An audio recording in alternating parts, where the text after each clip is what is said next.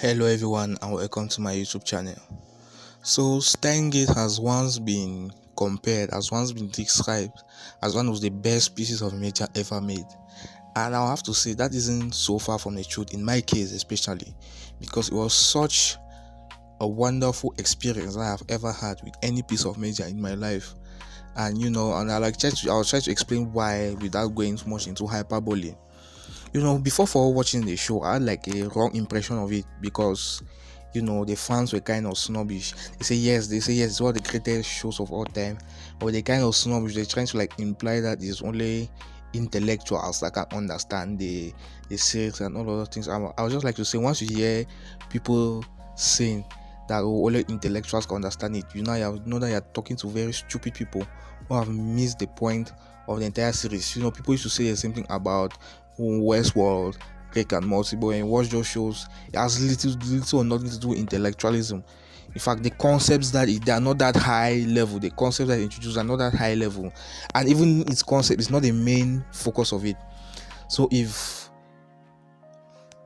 Steins Gate is considered as one of the greatest anime ever made, it is because of its story and its characters, because of the plot and its characters, which is so unique in a kind of way. And everything, as the story unfolds, everything comes together and comes in a beautiful way. So now let me talk about the story. So the story is a very slow burn type of story. It takes a lot of time to set up his story, to set up his characters. You get a lot of time to interact with them, really get a feel for these characters, and that's what makes you invested with it. So it's a very slow burn of a story, and by the time that things start to unravel, it's still unraveling at the same slow pace in which it was built at, but so many things happen within this a short 24 episode run. So many things happen, but at least it has a happy ending in the end, at least.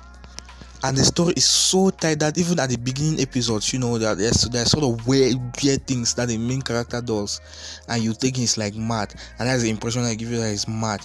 But as the story unfolds, all of them try to tie up together, like how he keeps calling his landlord Mr.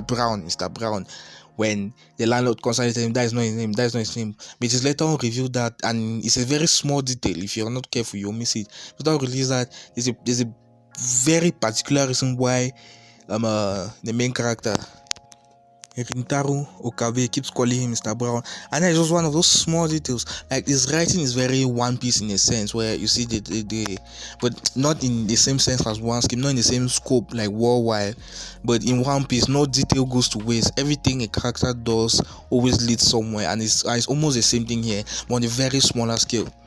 So I've talked about the plot, so let me just explain what the plot is about. It talks about a guy, your mad scientist Okabe and his friends who accidentally create a time machine in their apartment. Accidentally, they don't really know, they just think around, and they use the microwave and other things to create a time machine in their apartment. And so they start experimenting with it, and that's what I said, they start experimenting with it without really knowing the consequences of what they are doing. And so when it hits them, when it starts hitting them now, things start unravel. And so what is peculiar about this particular time, minor spoilers. What's particular about this time travel mechanic is that they cannot like travel it, because it's that they have the process in which they have found to use it. If they send a living organism there, the thing is going to die. But they found a way where they can change the past by sending somebody a text message. When you understand, when you watch it, you understand it better. Where they can through using a machine, they send someone a text message, and if the person reads on that message and then acts on it, they have changed the past, and they'll be living in a completely new present. So when they first of all discover it, that's how they are playing around with it. They make huge changes. Friends, everybody is coming here having their own requests. Oh, send this text to my mother, send this text to this, send this text to that, and it all seems lighthearted and fun until the chicken come home to roost. And when it does that, it's one of the greatest payoffs ever, because it's slowly does it. The writing is so impeccable. I don't really know how to go into words to describe it. It's just something you have to experience. Because even as they're changing major things about the town, about the history, you kind of get an uneasy feeling. And throughout, there's because in the show's world, Sen is like the major scientific authority, and throughout, Sen is sending him warning messages throughout. And then they are just doing those things like that, they're not really thinking about the consequences. But when the thing comes, and that's what I will not spoil you, but you really have to experience it. Now, the second character I want to talk about is Makise Triso. Now, I've never understood the appeal of, waifus, as they say it, because I just thought it was something for degenerates. But never have I come close to falling like actually in love with a character, with a fictional female character, than with this Makise Triso. She is so fantastic. She is so fantastic. She's smart, she's kind, and she's what really helps the main character, because he's going up against a huge worldwide organization like CERN. So he's going up against a huge worldwide organization with lots of resources which outnumber his own. And all the main character has on his side is this woman. And he said they support, she's like, I call Okabe the main character, but she's also a main character with him, and she's so fundamental to like help him change things around and everything.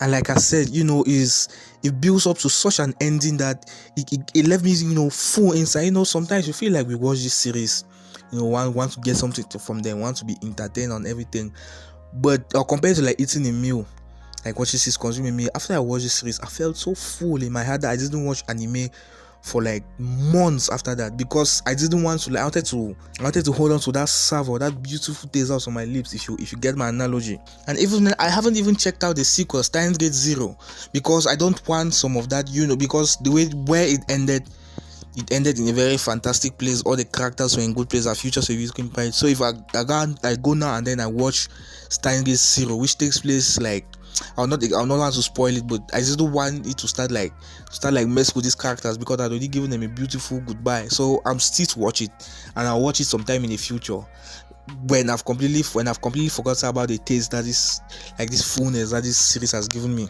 And like I say, since I watched this series, that's why after watching I became so hard on Attack on Titan, on My Hero Academia, things that people are calling masterpiece. They just throwing that word around. Oh, it's incredible master.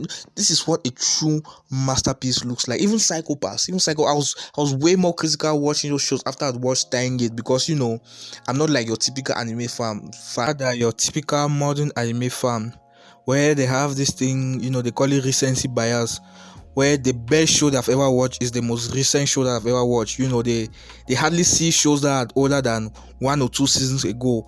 If something is later than 2018, it's like it's in space, a different dimension for them. That is why anything they see is just a masterpiece for them. Everything is a masterpiece. They just throw that word around willingly. Like I said, this is a true masterpiece, and after watching it, I don't use the word masterpiece anyhow. Because I know what a truly great story looks like. I know what truly great characters look like. And it's not just the most recent thing that I've watched, compared to Steins Gate, which came out way in 2011. And seriously, I haven't watched like an anime of this year apart from Attack on Titan, which I really didn't watch. I haven't watched one of this year because they all look like trash to me. Maybe I'll pick up Spy X Family and Love is War season 3. But apart from that, or maybe Osama ranking of Kings, but all of that, because I have been spoiled truly, and because of my great move, I can still remember what a great story feels like. I'm not in the constant thing where anime fans do, where they are in a rush. They don't consume media again, and a rush to like watch as many shows every season.